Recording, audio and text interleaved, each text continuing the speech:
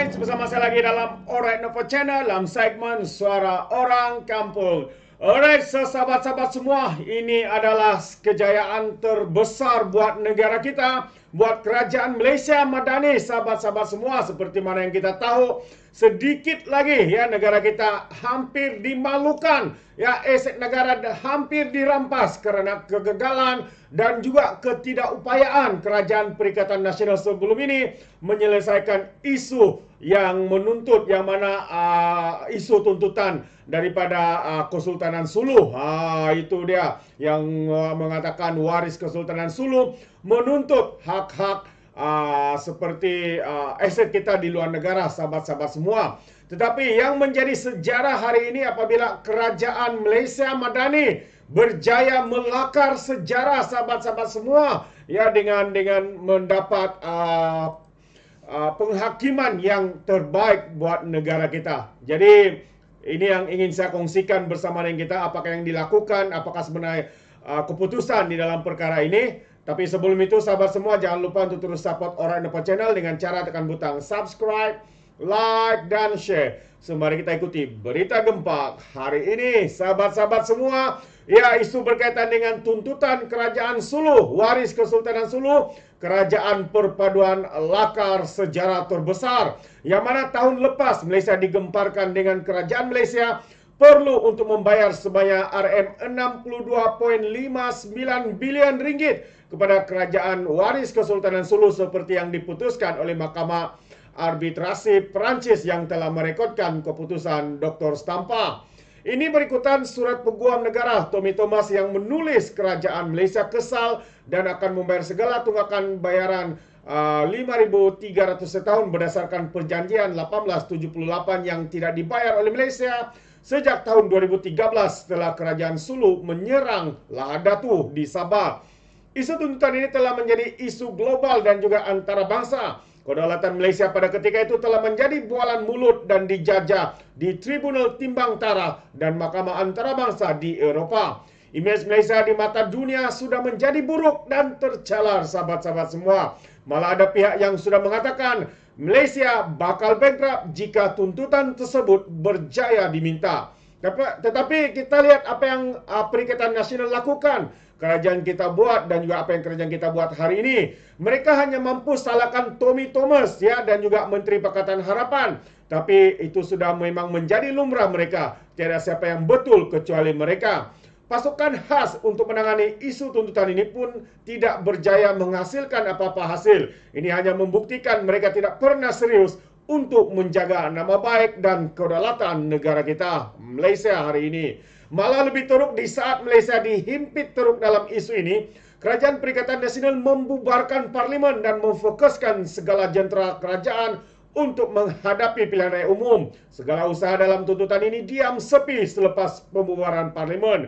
Logik akal, sebagai sebuah kerajaan yang sayang akan negara dia, mereka tidak akan bertindak melulu dengan membubarkan Parlimen di saat kedaulatan negara sudah umpama telur di hujung tanduk. Tetapi berbeza dengan kerajaan perpaduan di bawah pimpinan Perdana Menteri yang ke-10, Datuk Seri Anwar Ibrahim, malah isu tuntutan kerajaan Sulu ini menjadi antara fokus utama kerajaan. Buktinya, pada Januari 2023 tahun ini, sahabat semua, di Mahkamah Luxembourg telah mengenepikan perintah penahanan oleh kerajaan Sulu. Inilah menjadi titik permulaan pemangkin kepada penyelesaian tuntutan ini. Sejak daripada itu, kerajaan Anwar Ibrahim tidak berhenti berusaha untuk melakukan inisiatif untuk menyelesaikan isu tuntutan ini. Contohnya pada April 2023, kerajaan telah membangunkan laman web khas Malaysia Sulu Case untuk memberi penerangan dan progres semasa isu tuntutan ini.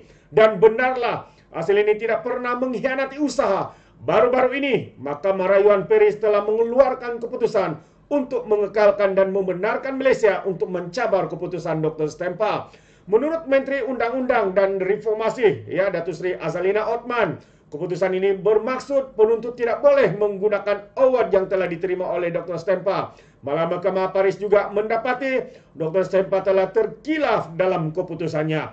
Kerajaan Malaysia juga yakin penuntut tidak akan lagi berani untuk menggunakan award dan tidak lagi berani untuk menuntut aset-aset itu daripada Malaysia. Alhamdulillah katanya ini adalah satu lakaran sejarah baru buat negara kita Malaysia di bawah pimpinan Datuk Seri Anwar Ibrahim, Perdana Menteri yang ke-10 yang tidak pernah berhenti berusaha untuk menyelesaikan isu tuntutan ini.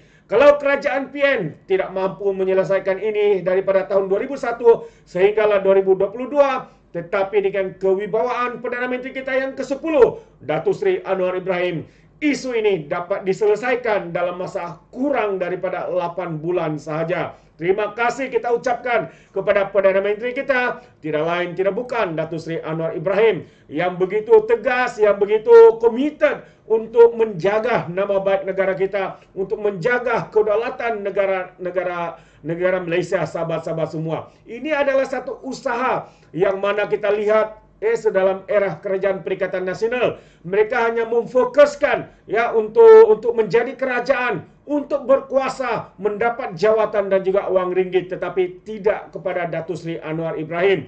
Dalam masa kurang daripada 8 bulan, isu ini telah pun diselesaikan dan boleh dikatakan Malaysia melakar sejarah untuk mendapatkan semula aset-aset ini dan membuang kelayakan daripada waris Kesultanan Sulu ini untuk mengklaim bahawa kononnya aset-aset itu telah dirampas dan sebagainya. Tetapi nyata hari ini sahabat semua, dengan ketekunan YB Datuk Seri Azalida Othman bersama dengan Perdana Menteri dan juga Jemaah Menteri, dan kita percaya dengan pimpinan Datuk Seri Anwar Ibrahim hari ini, sahabat-sahabat semua, nama baik kita kembali dipulihkan daripada dikoyak ataupun dicebar oleh waris Kesultanan Sulu ini. Inilah kerajaan perpaduan, inilah kerajaan Malaysia Madani yang begitu komited untuk menjaga nama baik negara kita Malaysia yang tercinta, sahabat-sahabat semua. Jadi sekali lagi, ini adalah sejarah yang besar, kemenangan besar buat negara kita, sahabat-sahabat semua. Kita ucapkan terima kasih kepada Perdana Menteri Datuk Seri Anwar Ibrahim kerana begitu berusaha, bersungguh-sungguh untuk melawan dan juga mengembalikan nama baik kita di persada antara bangsa. Jadi sahabat semua, perkara ini agak mengejutkan kita, namun apa yang dapat kita lihat, inilah usaha daripada Kerajaan Perpaduan Malaysia Madani yang begitu mahu untuk menjaga nama baik negara kita. Tidak sia-sia kita untuk memilih kerajaan yang ada pada hari ini. Jadi itu pandangan saya, bagaimana pula dengan sahabat-sahabat semua. Dan petikan ini juga saya petik daripada Reformis Malaysia ataupun Reformis Madani.